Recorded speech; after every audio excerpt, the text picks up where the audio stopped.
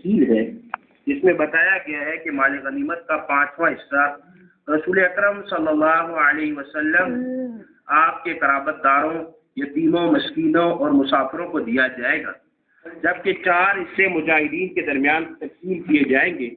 مال غنیمت کی تقسیم کا حکم بتانے کے بعد دوبارہ غزوہ بدر کی تفصیل ہے، جس میں قرآن حکیم نے اپنے خاص اسلوب میں اس کی یوں منظر کشی کی ہے کہ گویا سامعین اپنی آنکھوں سے اس غزوے کا حال دیکھ رہے ہیں۔ فرمایا اس وقت کو یاد کرو جب تم قریب کے ناکے پر تھے اور وہ دور کے ناکے پہ تھے اور قافلہ تم سے نیچے اتر گیا تھا۔ غزوہ بدر کے حوالے سے جو باتیں یہاں ذکر کی گئی ہیں ان میں سے خاص باتیں یہ ہیں، جب دونوں لشکر آمنے سامنے ہوئے تو کفار نے مسلمانوں کی تعداد بہت ہی کم سمجھی اور یوں ہی مسلمانوں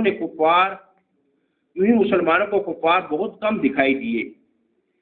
ایسا اس لیے ہوا کہ اللہ تعالیٰ نے اس جنگ کا ہونا طے فرما دیا تھا اور اللہ نہیں چاہتا تھا کہ کوئی فریق بھی دوسرے کی کثرت سے مرغوب ہو کر راہ فرار اختیار کر جائے۔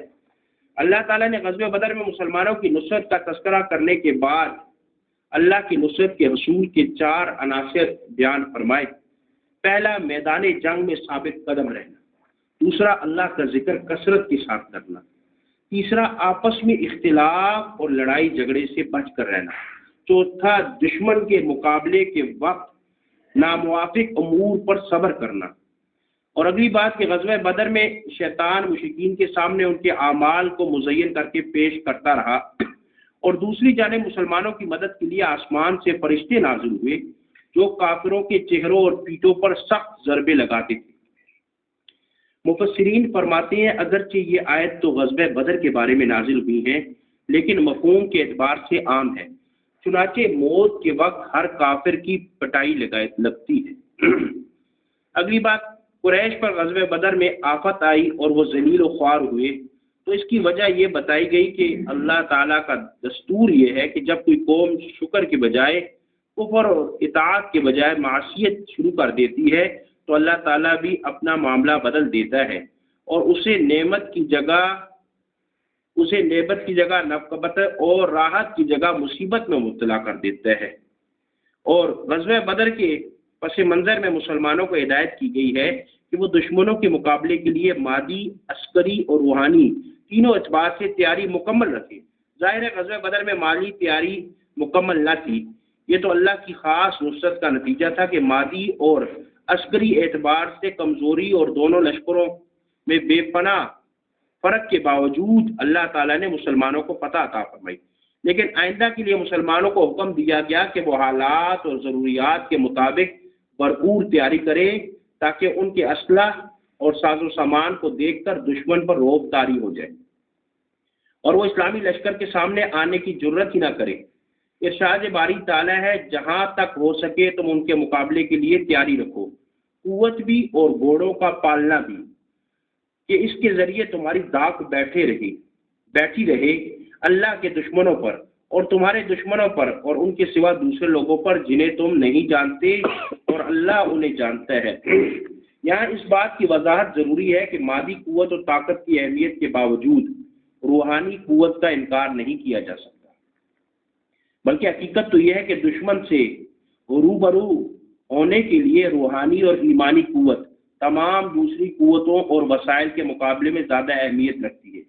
یہی وہ قوت ہے جو کمزور کو طاقتور بناتی ہے، جو چھوٹے کو بڑے لشکر کے ساتھ ٹکرانے کا حوصلہ عطا کرتی ہے، جو شہادت کی راہ پر چلنا آسان کر دیتی ہے۔ ایمانی قوت رکھنے والوں کو ایسا رعب عطا کیا جاتا ہے جو بڑے بڑے سرماؤں کو لرزہ باندام کر دیتا ہے۔ اپنی اس اجتماعی کمزوری کا کیسے اعتراف کیا جائے کہ آج کے مسلمان فکری، علمی، مادی اور روحانی ہر اعتبار سے ذوق اور کمزوری کا شکار ہے۔ جہاں مسلمانوں کو جنگ کے لیے ہم وقت تیار رہنے کا حکم دیا گیا ہے، وہیں یہ بھی حکم دیا گیا ہے کہ اگر یہ کافر صلح کی طرف مائل ہوں تو تم بھی اس کی طرف مائل ہو جاؤ۔ اس آیت سے واضح طور پر ثابت ہوتا ہے کہ اگر صلح میں مسلمانوں کی مصلحت ہو تو صلح کر لینی چاہیے۔ جنگ کی تیاری اور جذبہ جہاد کا یہ مطلب ہرگز نہیں کہ ہر صورت جنگ ہی کرنا ضروری ہے اور مصلحت سے دور رہنا ہی اللہ کا حکم ہے۔ خود نبی کریم صلی اللہ علیہ وسلم نے متعدد مواقع پر صلح کا راستہ اختیار فرمایا ہے۔ جنگ بدر میں 70 مشرکین گرفتار ہوئے تھے۔ ہمارے آقا صلی اللہ علیہ وسلم نے اپنی عادت کے موافق ان کی قسمت کا فیصلہ کرنے کے لیے صحابہ کرام رضوان اللہ تعالی علیہ مجمعین سے مشورہ کیا۔ حضرت عمر رضی اللہ تعالیٰ عنہ اور دوسرے کئی صحابہ کی رائے یہ تھی کہ انہیں قتل کر دیا جائے، جبکہ حضرت ابوبکر صدیق رضی اللہ تعالیٰ عنہ اور بعض دوسرے صحابہ کرام رضوان اللہ تعالی علیہ مجمعین نے مشورہ دیا کہ انہیں فدیہ لے کر آزاد کر دیا جائے۔ حضور پاک صلی اللہ علیہ وسلم نے اسی رائے کو پسند فرمایا اور ان قیدیوں کو رہا کر دیا۔ اس پر اللہ کی طرف سے عتاب نازل ہوا۔ فرمایا گیا اگر اللہ کا حکم نہ ہو چکا ہوتا تو جو فدیہ تم نے لیا ہے اس کے بدلے تم پر بڑا عذاب نازل ہوتا۔ اس قسم کی آیات جن میں رسول اکرم صلی اللہ علیہ وسلم پر عتاب فرمایا گیا ہے، قرآن کی صداقت و حقانیت کی دلیل ہے۔ اگر بالفرض قرآن اللہ کا کلام نہ ہوتا تو ایسی آیات کو قرآن میں ہرگز جگہ نہ ملتی۔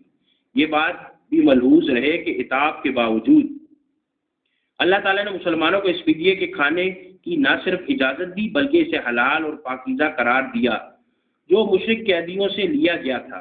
سورت کے اختتام پہ ان لوگوں کو ایک دوسرے کا رفیق قرار دیا گیا جو اللہ کی رضا کے لیے ہجرت اور جہاد کرتے ہیں، ایک دوسرے کو ٹھکانہ فراہم کرتے ہیں اور ایک دوسرے کی مدد کرتے ہیں۔ اس سورت کی ابتدا جہاد اور غنیمت کے ذکر سے ہوئی تھی اور اختتام نصرت اور ہجرت کے ذکر پر ہو رہا ہے۔ گویا یہ سورت ابتدا سے اختتام تک جہاد ہی کے بیان پر مشتمل ہے۔ سورت توبہ مدنی ہے، اس میں 129 آیات اور 16 رکوع ہیں۔ اسے سورہ برات بھی کہا جاتا ہے۔ اس سورت کا پہلا لفظ ہی برات ہے۔ یہ سورت 9 ہجری میں اس وقت نازل ہوئی جب رسول اکرم صلی اللہ علیہ وسلم رومیوں کی سرکوبی کے لیے نکلے تھے۔ اس غزوے کو غزوہ تبوک کے نام سے یاد کیا جاتا ہے۔ یہ غزوہ سخت گرمی کے زمانے میں پیش آیا تھا۔ سفر بھی بہت طویل تھا۔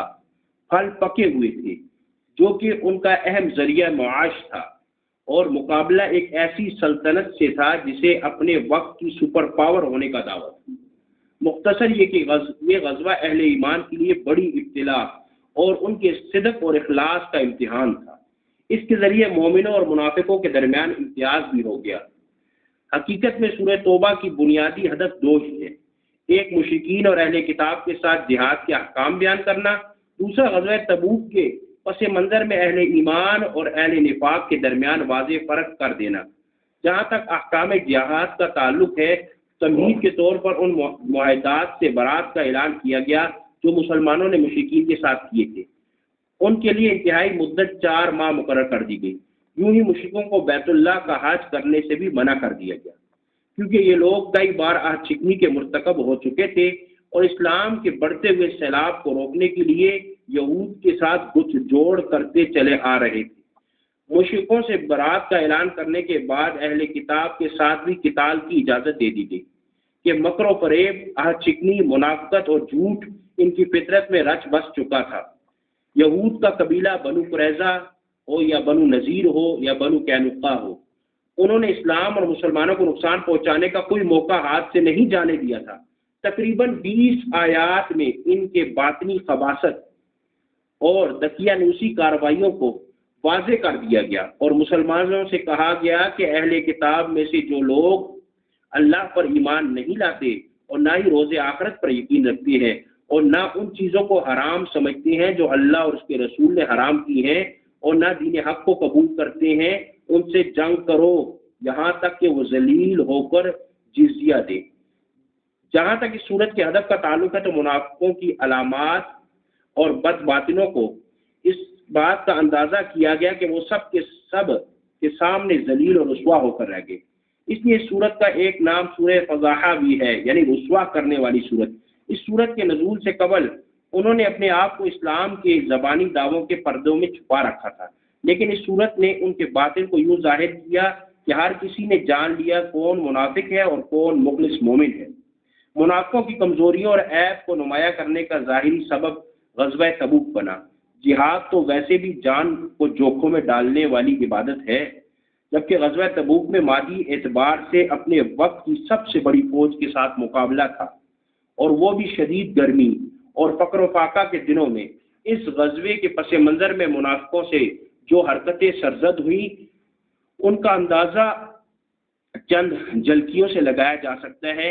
یہ جھلکیاں سورہ توبہ کی بعض آیات ہی سے ماخوذ ہیں۔ اللہ نے پیشن گوئی فرما دی تھی کہ منافق قسمیں کھا کر کہیں گے کہ اگر ہم طاقت رکھتے تو آپ صلی اللہ علیہ وسلم کے ساتھ ضرور غزوہ تبوک کی طرف نکل پڑتے۔ چنانچہ ایسا ہی ہوا، اور جب حضور اکرم صلی اللہ علیہ وسلم تبوک سے واپس آئے تو منافقوں نے جھوٹے عذر پیش کرنے شروع کر دیے، سوائے چند کے بعض باقی مخلص مسلمان فوراً غزوہ تبوک میں شرکت کے لیے تیار ہو گئے، جبکہ منافقوں میں مختلف ہیلے بہانوں سے مدینہ میں رہنے کی اجازت حاصل کر لی منافقوں نے۔ اللہ نے فرمایا کہ ان منافقوں کا جہاد میں نہ نکلنا ہی بہتر تھا۔ اگر بالفرض وہ شرکت کرتے تو مسلمانوں کے درمیان فتنہ فساد پھیلانے کے سوا کچھ بھی نہ کرتے، اور ان میں سے بعض ایسے بھی تھے جنہوں نے مذائقہ خیز عذر پیش کر کے اپنے لیے استثناء حاصل کرنے کی کوشش کی۔ اب یہ بندہ سنے ان کا عذر کیسے۔ مثال کے طور پر جد بن قیس نام کے ایک صاحب کہنے لگے، منافق تھا، آ کر نبی اکرم صلی اللہ علیہ وسلم کو کہنے لگا، یا رسول اللہ صلی اللہ علیہ وسلم، میں دل کا بڑا کمزور ہوں، جبکہ رومیوں کی عورتیں گورے رنگ کی ہوتی ہیں۔ مجھے ڈر ہے کہ اگر میں جہاد میں گیا تو انہیں دیکھ کر فتنے میں مبتلا ہو جاؤں گا۔ ان کے دلوں میں مسلمانوں کے لیے بغض اور حسد کے سوا کچھ نہیں ہے۔ اگر مسلمانوں کو فتح حاصل ہو یا مال غنیمت ہاتھ آئے تو پریشان ہو جاتے ہیں، اور اگر اس کے برعکس کسی حادثے یا مصیبت کا سامنا کرنا پڑ جائے تو انہیں بے پناہ خوشی ہوتی ہے کہ مسلمانوں کو نقصان ہو گیا۔ وہ قسمیں کھا کر یقین دلاتے ہیں کہ اے مسلمانوں، ہم تم میں سے ہیں، حالانکہ ایسا نہیں ہے۔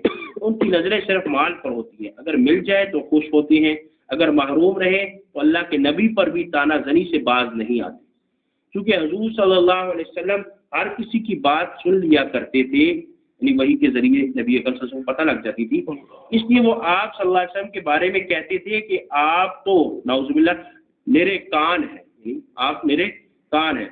آپ صلی اللہ علیہ وسلم کی زندگی میں انہیں مستقل یہ اندیشہ لگا رہتا تھا کہیں ایسی صورت نازل نہ ہو جائے جو ان کا پول کھول دے اور ان کے قلبی راز فاش کر دے۔ ایک دوسرے کو برائی کا حکم دینا، نیکی سے روکنا، بخل کرنا ان کی نمایاں صفات میں سے ہے۔ ان منافقوں کی صفات اور اعمال ماضی کے کفار جیسی ہیں۔ ان کے دل اللہ کی محبت، اس کے ذکر و شکر اور اس کی عظمت سے یکسر خالی ہیں۔ ظاہر ہے کہ جس کے دل میں اللہ کی عظمت نہیں ہوگی اس کے لیے معصیت اور نافرمانی بہت آسان ہو جائے گی۔ منافقوں کو کفار کے ساتھ تشبیہ دینے کے بعد قوم نوح، عاد، ثمود، قوم ابراہیم، اصحاب مدین اور قوم لوط کا ذکر کیا گیا۔ 10ویں پارے کے آخر تک منافقوں ہی کا تذکرہ ہوا ہے۔ ان کے بارے میں اللہ نے یہاں تک فرما دیا کہ اے میرے پیغمبر، اگر آپ ان کے لیے 70 بار بھی استغفار کریں تو بھی اللہ ان کی ہرگز مغفرت نہیں کرے گا۔ اور یہ بھی فرما دیا کہ اگر ان میں سے کسی کا انتقال ہو جائے تو آپ اس کی نماز جنازہ ادا نہ فرمائیں۔ منافقوں کے ساتھ ساتھ اللہ نے ان مخلص مسلمانوں کا بھی تذکرہ فرمایا جن میں سے کوئی بڑھاپے، کوئی شدید بیماری، کوئی سامان جہاد نہ ہونے کی وجہ سے جہاد میں شرکت نہ کر سکا۔ ان لوگوں کے جذبات کا یہ عالم تھا کہ جہاد میں شرکت نہ کر سکنے کی وجہ سے ان کی آنکھوں سے آنسو امڑ امڑ کر آتے تھے، اس لیے فرمایا گیا کہ مخلصین کی جماعت پر کوئی گناہ نہیں۔ اللہ تعالیٰ سب کو سمجھ۔ اللهم انا نسألك من خير ما سألك منه نبيك محمد صلى الله عليه وسلم ونعوذ بك من شر ما استعاذ منه نبيك محمد صلى الله عليه وسلم وأنت المستعان وعليك البلاغ ولا حول ولا قوة إلا بالله وصلى الله تعالى على خير خلقه برحمته.